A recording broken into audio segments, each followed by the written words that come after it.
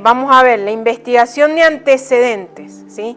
Probablemente contenga, dice, un gran cuerpo de información disponible de forma pública, como documentos de política, históricas y materiales de investigaciones anteriores. Puede haber mucho que podamos aprender simplemente pasando algún tiempo en las bibliotecas o en internet, ¿sí? Todo lo que tiene que ver con nivel restringido lo vamos a descubrir mayormente fuera de la comunidad, ¿sí?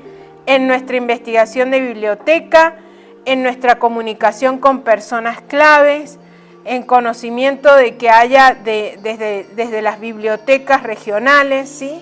Entonces, todo lo que tiene que ver con nivel restringido lo vamos a aprender, vamos a poder entender un poquito desde afuera de la comunidad en nuestra investigación de antecedentes, que es lo que tenemos que hacer primeramente cuando comenzamos una investigación, ¿sí?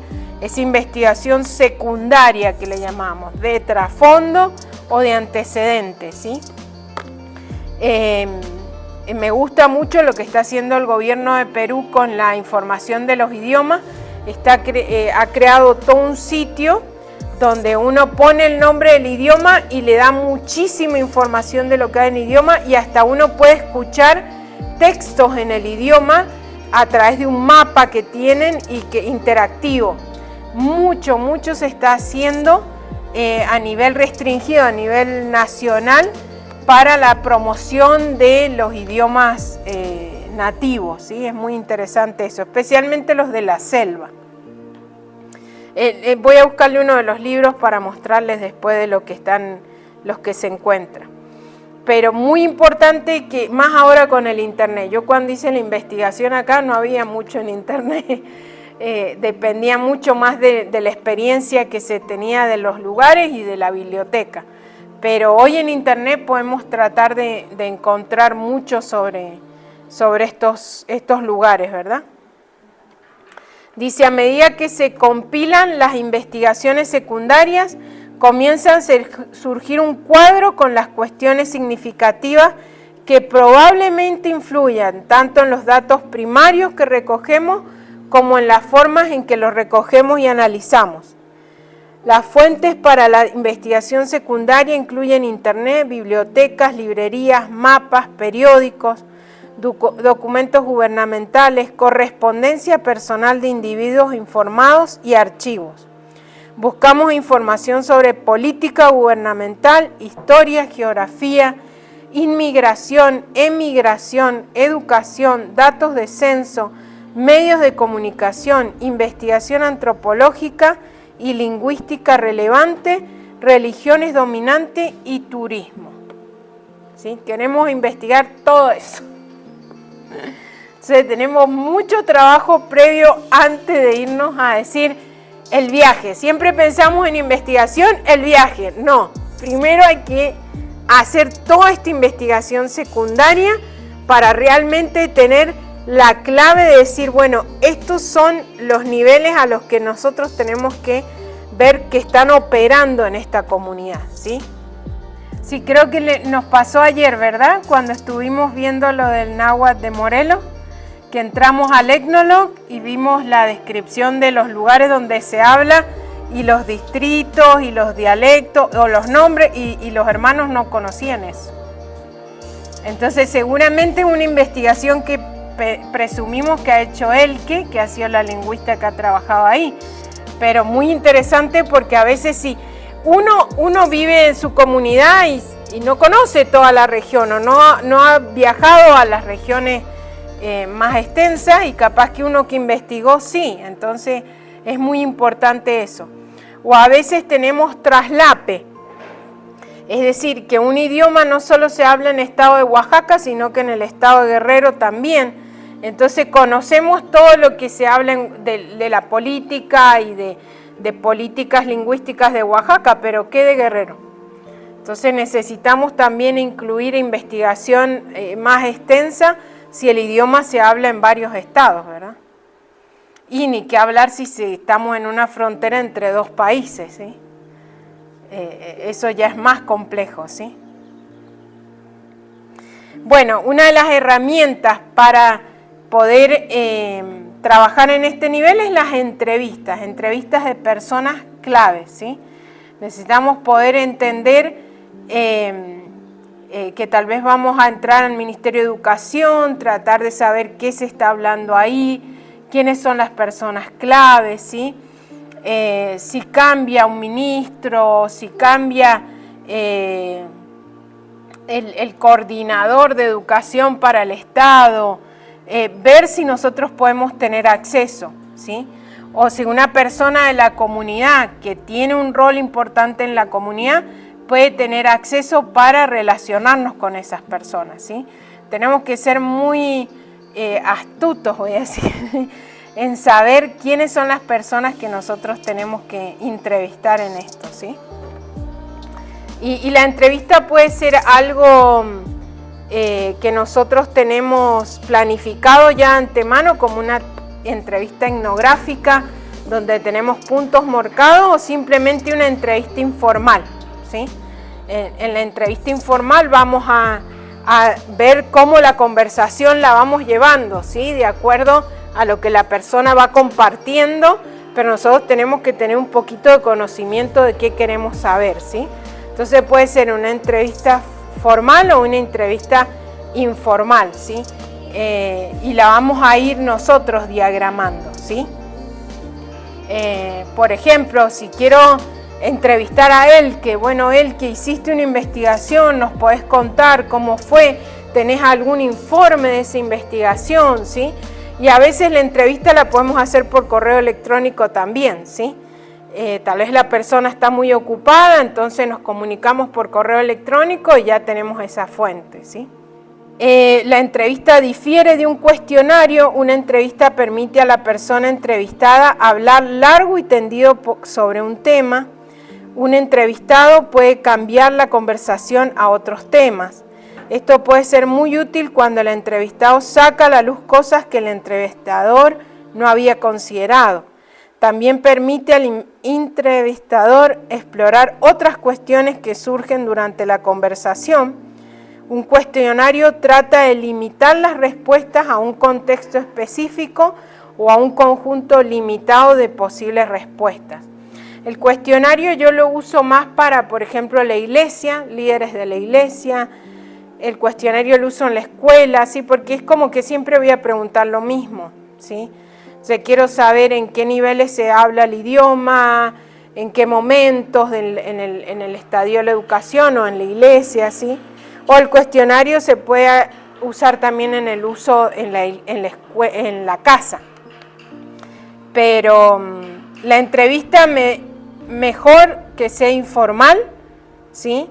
Más allá que yo la puedo llevar formalmente, pero que sea no algo estructurado, porque yo necesito ver para dónde va la persona y qué temas me va a poder compartir, ¿sí? Pero es muy importante, ¿sí? Si yo sé que alguien sé que la Sociedad Bíblica Mexicana ha estado trabajando en este lugar, quiero poder contactar a personas, al encargado de proyectos lingüísticos de la Sociedad Bíblica Mexicana, ¿sí? Si sé de que el INALI ha tenido un representante trabajando en esa región. Si conozco, ¿te acordás, Susana, que fuimos a una conferencia del idioma mixteco? Sí, vos debes haber ido a todas, pero yo te acompañé. Te acompañé a una conferencia, no sé si fue en Tlaxiaco, pero qué importante, porque habían personas, sí, de alto nivel. Me acuerdo que no se habló de nada. Era como que fue puro discurso, los 2 días, y el tercer día, cuando nos estábamos yendo, hablaron de ortografía. De alguna forma, Cameron entonces se movió mucho a este nivel restringido, ¿sí? Él tuvo estas posibilidades de asociaciones, ¿sí? Como fue, me quiero acordar bien, este ministro de Educación que él conoció en Guatemala, que luego, claro, Moisés López, que luego le da Moisés Sáenz, que luego le da la carta para que él entre a México, ¿sí? Este hombre había escuchado del desarrollo lingüístico que se estaba dando en los Capchiquel y cómo las clases de alfabetización, todo lo que estaba sucediendo en el Capchiquel, va a ver allá, ¿sí? Y después lo invita a Cameron. Entonces, por eso siempre estuvo ese lugar que Sil tuvo en los ministerios de educación, en las políticas lingüísticas, ¿verdad? Porque él iba a esos niveles. Creo que fue eso muy importante, que él no tanto que se sentaba con un indígena al nivel del indígena, sino que también se movía en esos niveles a nivel restringido, ¿sí? En Perú es muy importante eso, ¿sí? Porque hoy tenemos una asociación muy fuerte con la Universidad Ricardo Palma por su influencia, porque él enseñaba ahí, porque él tenía una influencia y se ha mantenido a través de los años. Voy a decir, el 60% de la biblioteca de la universidad es concedida por el ILB, ¿sí? Del ILB Perú. Es para uso de la universidad, pero pertenece al ILB, pero está ahí en la universidad, ¿sí? Y ahora cambió la rectora, estábamos todos con temor, ¿qué va a pasar? Porque sí, como todas estas nuevas influencias que entran y tener un curso ahí de traducción bíblica es muy difícil en una universidad secular. Y no, la rectora fue a la graduación, estaba impresionada y nos dice, quiero ir a los viajes de campo con ustedes. Es hermoso, dice, porque mis alumnos de traducción lo único que quieren es ganar plata, dice, pero ustedes quieren trabajar con lenguas vivas, con nuestras lenguas peruanas, decía. Y estaba ella pero fascinada, es una poeta, escritora. Entonces nos regaló a todos, nos regaló 5 libros de poesías y antologías poéticas que ella ha escrito con sus alumnos, pero hay un trasfondo tan bien mantenido a ese nivel, ¿sí? Que nos deja hoy seguir cosechando de alguna forma eso. Y cuando en cualquier libro secular de educación se habla de educación bilingüe, se habla del Instituto Bilingüe en Yarinacocha, en Pucallpa, que desde el año 40 funcionaba casi ahí, desde la entrada nomás del instituto ahí, ya estuvieron trabajando en la educación bilingüe y marcó un precedente, ¿sí? Y el otro día estaba hablando con un hermano purépecha y dice, eso no ha pasado acá en México, ¿sí? Entonces, pero tenemos que siempre ver a qué nivel nosotros vamos a ir. Si es ese nivel, cultivemos relaciones a ese nivel, ¿sí? Para ver cómo nosotros podemos ayudar a la comunidad o influenciar a la comunidad que se capaciten, que puedan tener voz en las academias de las lenguas, en los encuentros, ¿sí? Que la comunidad pueda tener voz. Un hermano quechua de una de las variedades allá me dice, es que cada vez que yo voy a hablar, cuando discuten de ortografía, me dicen, ¿qué tiene que decir usted que es un campesino? Y sí, porque nuestros traductores muchos son campesinos y no son gente que ha llegado a niveles de estudio avanzado, ¿sí? Entonces él me decía, necesito a alguien que tenga un doctorado, que tenga un máster en educación y que venga y nos ayude a preparar un escrito para defensa de la ortografía. ¡Wow!, dije yo. Y lo encontré.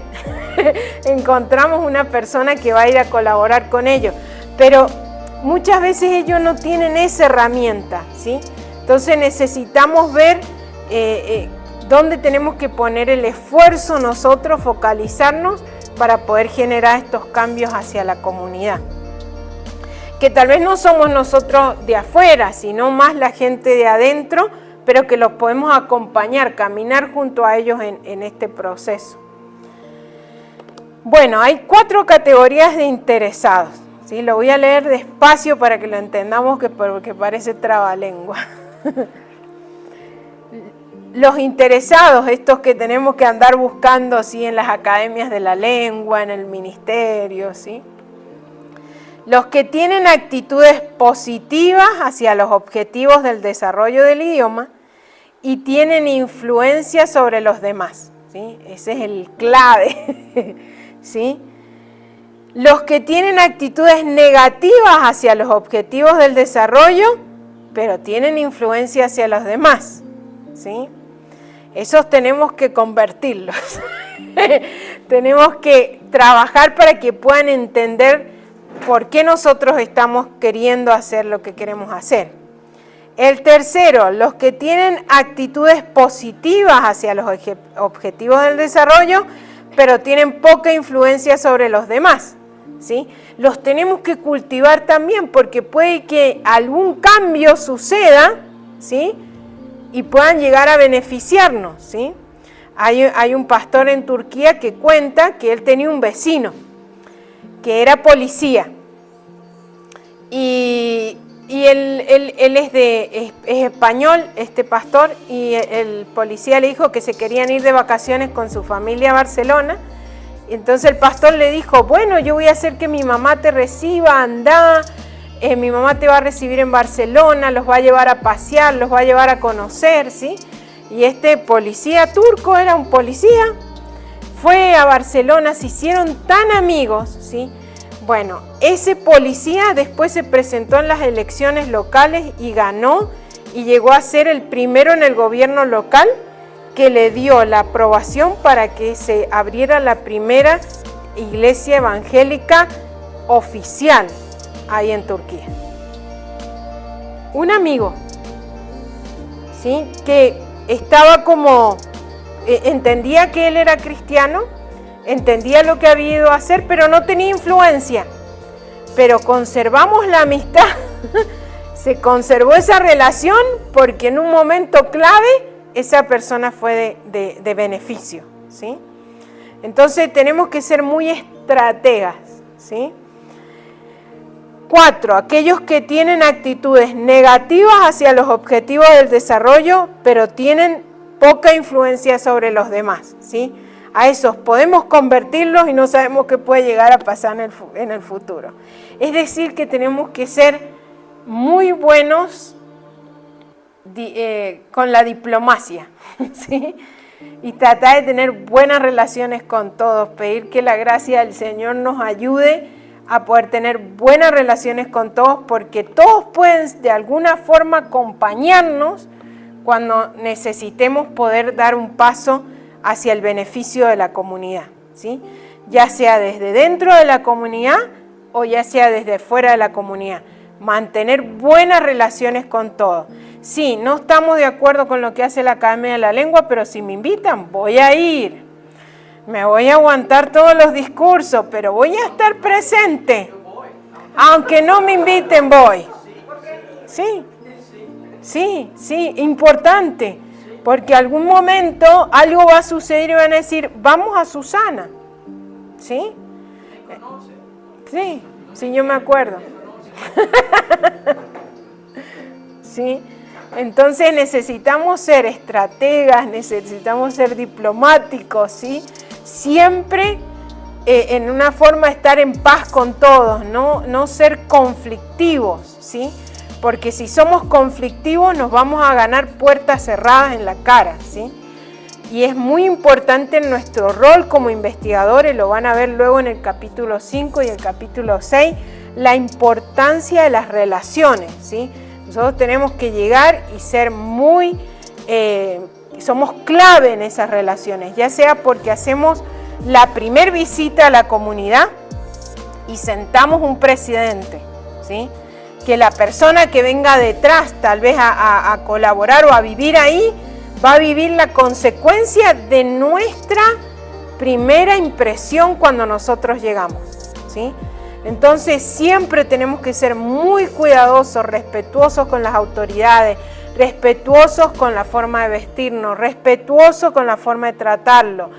Todos los protocolos, ¿verdad? Y México es muy protocolar, muy protocolar.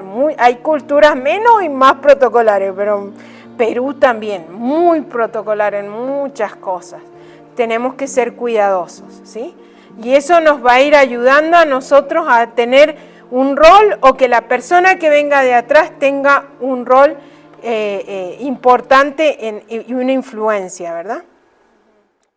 Sí, hay muchos autores peruanos que hablan de las lenguas de la Amazonía y es citar a Mary Ruth Weiss, porque fue la que se caminó toda la selva y la que hizo investigaciones lingüísticas en la selva. A nosotros nos pasó que tuvimos en 3 materias a Tom Paine, y no sé si lo conocen, pero bueno, es uno de los más reconocidos gramatógrafos que tenemos en la organización. Y Tom nos dio morfosintaxis, nos dio semántica y nos dio pragmática. Lo tuvimos 6 meses ahí, nosotros muy bueno, muy espiritual, siempre nos daba los devocionales, muy lindo. Es una persona muy de bajo perfil. Y lo invita a la Universidad de San Marcos a dar conferencias. Eran 5 días de conferencia con Thomas Paine y nosotros no entendíamos por qué. Y nos invitan a una de las conferencias y los alumnos no podían creer que nosotros lo teníamos de profesor. Y nos mostraron todos los libros de Thomas Paine y que es el que ellos usan como principal autor, él y su esposa, ¿verdad? Para todo lo que tiene que ver con la morfosintaxis, ¿sí? Entonces, y él estaba probando su libro con nosotros, con los alumnos de Silta. Pero sí, hay muchos lingüistas muy reconocidos. Triste de que ahora hay como un vacío generacional de muchos años donde los lingüistas no han escrito, no dan conferencias, no participan en el ambiente académico, especialmente en Perú, lo digo, ¿sí? Hay como un gran vacío generacional que estamos viendo que es triste, ¿sí? Pero bueno, necesitamos ver a dónde tenemos que nosotros influenciar y ser muy cuidadosos con la influencia que nosotros, o con cómo nosotros nos dirigimos a estas personas cuando hacemos las entrevistas. Si nos rechazan la entrevista, bueno, vámonos a otro, pero siempre cuidando la imagen de saber quién viene atrás o a quién van a asociar con nosotros, ¿verdad? Participación de las partes interesadas. Colaborar con las partes interesadas significa encontrar formas de establecer relaciones, familiarizarse más con los demás, identificar valores y objetivos compartidos y en general aprender a trabajar juntos de manera mutuamente beneficiosa, ¿sí? Entonces, de alguna forma nosotros tal vez no estamos de acuerdo con muchas de las políticas de la Universidad Ricardo Palma, pero por 20 años venimos trabajando juntos. Tal vez lo mismo sucede en México con la Universidad de San Luis Potosí. Se viene trabajando por mucho tiempo juntos. Tal vez no compartimos todos nuestros intereses, pero compartimos una relación que nos ha ayudado a mantener en el tiempo este rol, ¿sí? En la capacitación, por ejemplo. Bien. Es las 2:30. Quiero que vayamos un poquito a hablar ahora, antes de empezar lo de mañana, hablar un poquito de la propuesta, ¿sí? Y más que la propuesta, quiero que hablemos de lo que tiene que ver con la redacción académica, ¿sí? Como algo que les decía ayer, nuestro trabajo como investigadores va a ser hacer la propuesta de investigación que no se publica, ¿sí? Que es solo presentada a las personas que van a financiar la propuesta o interesadas, ¿verdad?, en el trabajo que vamos a hacer. Y de ahí nosotros cuando volvemos o cuando terminamos todo el proceso de análisis, vamos a tener que escribir un reporte. Y ese reporte tiene que ser un escrito académico, ¿sí? Un escrito académico no conlleva mucha creatividad, ¿sí? Tiene que ver más con usar una plantilla que ya está establecida, ¿sí? Seguir los pasos de esa plantilla, hasta a veces copiar el vocabulario del reporte anterior, ¿sí? Y presentarle el análisis de los datos que hemos encontrado, ¿sí? Entonces no es un escrito creativo, es un escrito académico, ¿sí? y es muy importante que nosotros sepamos cómo escribir para ese ambiente académico, ¿sí? Entonces, muy importante saber cómo, qué datos voy a dejar y qué datos no voy a usar, ¿sí? Y cómo yo tengo que estar pensando a quién le voy a presentar esos datos para saber de qué forma también voy a escribir, ¿sí? Esos datos van a ir a la comunidad, esos datos van a ir a la entidad que van a financiar, tal vez la puedo presentar como un informe académico, ¿sí? Entonces tengo que ver en qué ámbitos para saber qué voy a escribir, ¿sí? Si lo voy a presentar a la denominación de la región, voy a tener en cuenta muchos aspectos que tienen que ver con la iglesia y el evangelio, ¿sí? Entonces tal vez voy a elegir hacer un reporte aparte que tenga mucho de lo que es tal vez un mapeo espiritual, ¿sí? No sé si conocen ese concepto del mapeo espiritual, pero tiene que ver con, en el momento que yo voy a hacer la investigación, también estar atento a qué denominaciones hay en el lugar, si hay alguna secta, si hay algún culto que hay en el lugar, si yo escucho de que en ese lugar hay un fuerte énfasis a la brujería, hacer un apartado dentro del reporte que incluya estos aspectos espirituales del lugar, ¿sí? Si de lleno uno ve de que no hay posibilidad de que una persona entre a través de la iglesia, lo tengo que remarcar. Entonces tal vez elijo hacer 2 informes, 2 reportes. Uno que tenga esta connotación espiritual más interno, voy a decir, y otro que sea más académico. ¿Me entienden? Entonces tenemos que ver para qué lo quiero yo a ese reporte o dónde lo voy a llegar a publicar.